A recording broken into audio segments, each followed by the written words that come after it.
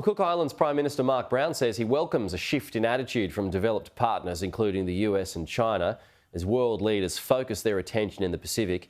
He believes priority in the region should remain climate change and not which government can fly the bigger flag.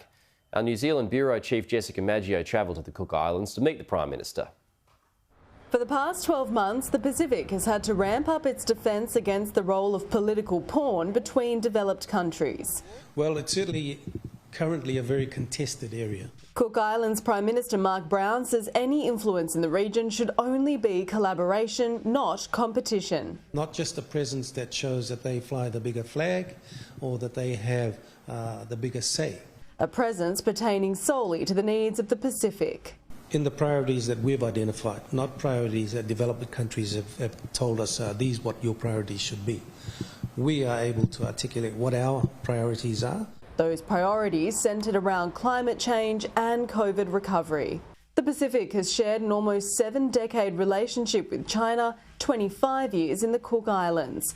Prime Minister Brown says the region isn't in a position to question where help comes from.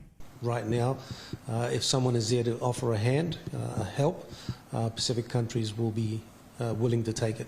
Latest figures from the Lowy Institute reveal between 2008 and 2020, the top donors to the Pacific were Australia, the United States and New Zealand.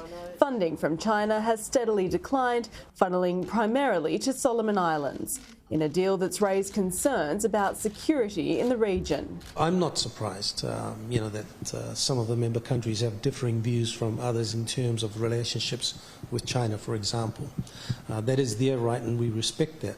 The Prime Minister believes attitude is slowly shifting, where developed partners are respecting individual sovereignty within the Pacific Islands. And he's hoping for continued peace in the region after a successful meeting between New Zealand Prime Minister Jacinda Ardern and her Chinese counterpart at the G20 summit. The new governments that we've been dealing with are mindful and recognise the independence and sovereignty of Pacific countries, and bringing forward an attitude like that, smacks back to colonial days of we know what's best for you, you shouldn't do that.